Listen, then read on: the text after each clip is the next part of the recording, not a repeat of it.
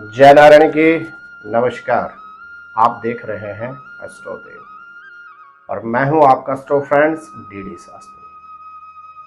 प्रतिवर्ष जब सूर्य ग्रह सूर्य नारायण कन्या राशि में होते हैं तो उस अवधि में पितृलोक पूर्वज स्वर्गलोक से 16 दिवसीय अर्थात 16 दिन के लिए इस धरा पर भूमि पर विचरण कर रहे होते हैं अर्थात घूम रहे होते हैं। यह अवधि होती है जिसमें व्यक्ति अपने पितरों से प्रत्यक्ष रूप से आशीर्वाद प्राप्त कर सकता है। जी हाँ, षोडश श्राद्ध दिवस अर्थात भाद्रपद मास के पूर्णिमा तिथि से और आश्विन मास की पूर्ण अमावस्या तक 16 दिवसीय श्राद्ध। इस अवधि में सबसे पहले एक वाक्य आता है कि किस व्यक्ति का श्राद्ध कब कर सकते हैं। हमें जब किसी व्यक्ति के परिवार में जब डेथ हो जाती है तो सबसे पहले हमें ये ज्ञात करना चाहिए कि उस व्यक्ति की मृत्यु अर्थात उस व्यक्ति ने जब देह त्यागी थी, अंतिम जब सांस ली थी तो उस अवधि में कौन सी तिथि थी। जिस तिथि में व्यक्ति को मोक्ष प्राप्त होता है अर्थात जिस तिथि में व्यक्ति की मृत्यु होती है उसी तिथि में उसके वंशज उस आत्मा की तृप्ति के लिए श्राद्ध करते हैं। अनेकों बार प्रश्न इस तरह के भी आते हैं कि सपोज सुबह 10 बजे तक द्वितीया तिथि थी, तदुपरांत तृतीया तिथि आरंभ हो गई, तो फिर उस व्यक्ति का श्राद्ध किस तिथि में करें। अगर सुबह 10 बजे तक द्वितीया तिथि थी तो उस व्यक्ति का द्वितीया तिथि में ही श्राद्ध संपन्न किया जाता है। और जैसे ही 10 बजे के बाद तृतीया तिथि आरंभ हुई है तो उस परिस्थिति में स्पष्ट शास्त्र विहित है कि उस व्यक्ति का श्राद्ध हमें तृतीया तिथि में ही करना चाहिए। तो आप बड़ा स्पष्टता से समझ गए होंगे कि किस तिथि में किस व्यक्ति का श्राद्ध करना चाहिए। सिंपल सा अर्थ होता है जिस व्यक्ति की मृत्यु जिस भी तिथि में होती है उसके वंशज उसी तिथि में उस व्यक्ति का श्राद्ध करते हैं। अब एक और बहुत महत्वपूर्ण प्रश्न आता है कि श्राद्ध कौन कर सकता है। यदि किसी व्यक्ति के एक से अधिक संतान है तो श्राद्ध का अधिकारी कौन है। पुत्र नहीं है तो श्राद्ध कौन कर सकता है। संतान नहीं है तो श्राद्ध कौन कर सकता है। या वंश में कोई नहीं है तो उस व्यक्ति का श्राद्ध कौन कर सकता है। शास्त्र कहता है कि पहला सर्वप्रथम श्राद्ध का अधिकारी पुत्र है और पुत्र में भी जो ज्येष्ठ संतान है अर्थात सबसे बड़ा जो पुत्र है श्राद्ध का प्रथम दायित्व उस व्यक्ति का बनता है। अभाववश परिस्थितिवश यदि ज्येष्ठ पुत्र श्राद्ध नहीं कर सकता है तो सबसे छोटा जो छोटा पुत्र है वह श्राद्ध कर सकता है। उसको पूर्ण अधिकार है, श्राद्ध कर सकते हैं। अब कई बार प्रश्न ये आता है कि यदि ज्येष्ठ भी नहीं और कनिष्ठ भी नहीं है तो फिर कौन कर सकता है। जो बीच का व्यक्ति है, दोनों के अभाव में अर्थात व्यक्ति के ज्येष्ठ पुत्र और कनिष्ठ पुत्र दोनों की मृत्यु हो गई है तो फिर जो बीच वाला पुत्र है वह भी अपने माता पिता का श्राद्ध कर सकता है। तो आप स्पष्टता से समझ गए होंगे कि पुत्रों में भी कौन पुत्र श्राद्ध कर सकता है। अब दूसरा क्वेश्चन आता है यदि पुत्र नहीं है तो श्राद्ध कौन कर सकता है। देखिए हमारे शास्त्र में पुत्र और पुत्री शब्द के लिए जो यूज है वो पुत्र शब्द है। जितना अधिकारी पुत्र है उतने अधिकारी पुत्री भी है। इसीलिए पुत्र के अभाव में पुत्रियां, अथवा शास्त्र द्वारा प्रमाणित है कि पुत्री का जो पुत्र है वो श्राद्ध बिल्कुल कर सकता है। निसंदेह वह व्यक्ति श्राद्ध का सुयोग्य पात्र होता है।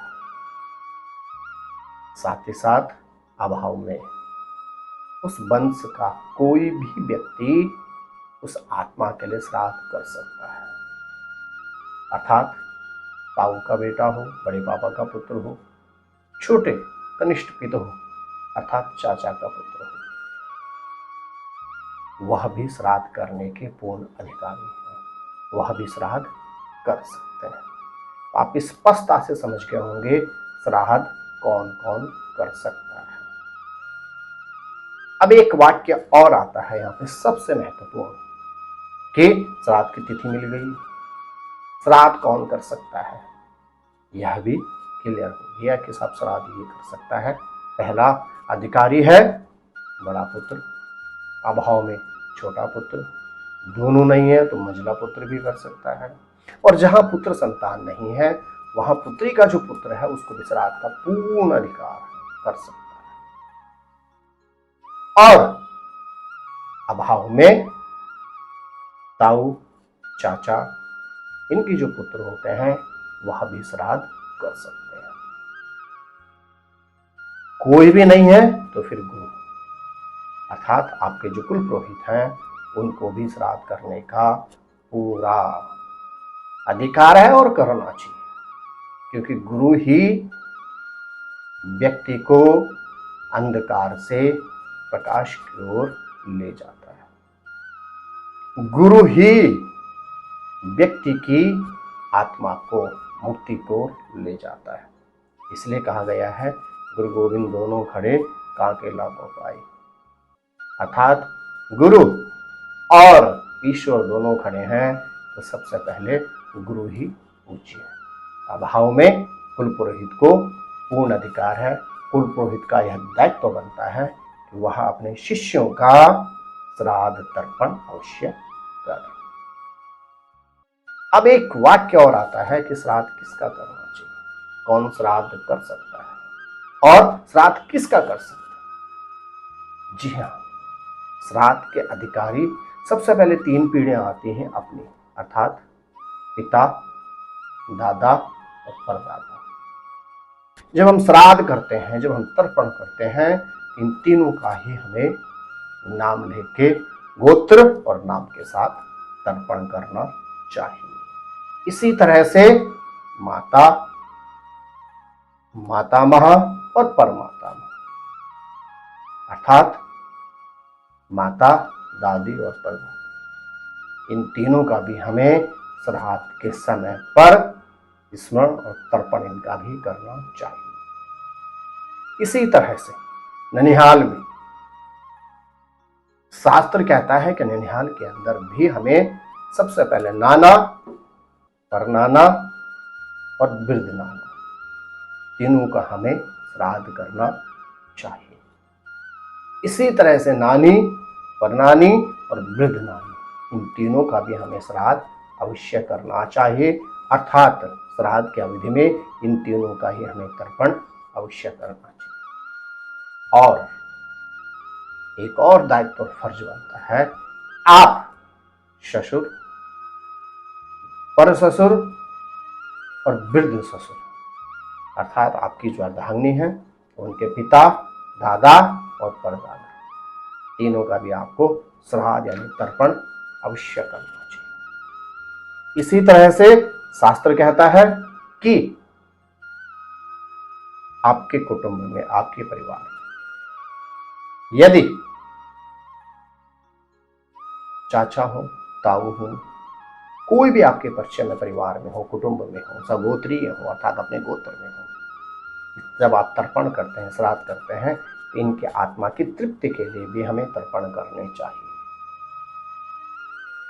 ज्येष्ठों या कनिष्ठ अर्थात आपसे अवस्था में बड़े हो या आपसे अवस्था में छोटे हो, जिस दया पे नहीं है, जिन्होंने अपने प्राणों को त्याग दिया है, उनका भी हमें तर्पण अवश्य करना चाहिए। और अपने गुरु का भी तर्पण हमें अवश्य करना चाहिए। एक शब्द आता है ज्ञाता अज्ञाता। अपने कुटुंब में हम उन्हें जानते हो या परिस्थिति बस भूल गए हो, उनका भी हमें तर्पण अवश्य करना चाहिए। आप इस पर समझ गए कि श्राद्ध में किस किस का करना चाहिए। 3 पीढ़ियां अपने परिवार में अर्थात पिता, माता, दादा, दादी, वृद्ध पिता यानी परदादा और परदादी।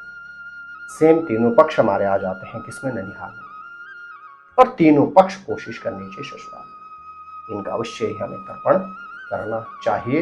इनका अन्यत्र आप अपने परिचय में सगोत्री में अपने से बड़े हों, अपने से छोटे हों, और अपने गुरु का अवश्य हमें तर्पण करना चाहिए। इसके अलावा जिस व्यक्ति के प्रति आपकी श्रद्धा हो,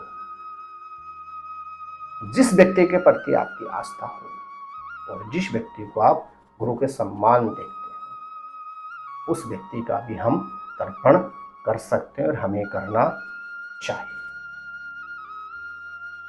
तो मुझे लगता है इस वीडियो से आप कम से कम इतना समझ गए होंगे कि श्राद्ध का सबसे पहले श्राद्ध किस तिथि पे करना चाहिए, दूसरा श्राद्ध कौन कर सकता है, और तीसरा वाक्य कि हम किसका श्राद्ध कर सकते हैं। तो जय नारायण की नमस्कार। क्या खास आपके लिए अगले वीडियो में, बस कीजिए थोड़ा सा इंतजार। और हाँ, ये हमारी चल रही है क्या, श्राद्ध की एक सीरीज। श्राद्ध के विषय पे हम एक सीरीज बना रहे हैं, आपको हर वीडियो अवश्य देखनी चाहिए। यदि आपके मन में भी किसी भी तरह से कोई संदेह है, संशय है, तो आपको हमें इनबॉक्स में अवश्य लिखना चाहिए। आपकी शंका हमारा समाधान। तो जय नारायण की। हाँ, अष्टोदेव यूट्यूब चैनल आपको अवश्य ही सब्सक्राइब कर लेना चाहिए। वैदिक परंपरा, ज्योतिष, वास्तु से संबंधित एकमात्र जो चैनल है आपके हर मन के अभिलाषा को शांत करता है, वह चैनल है अष्टोदेव। तो जय नारायण की नमस्कार। जय नारायण।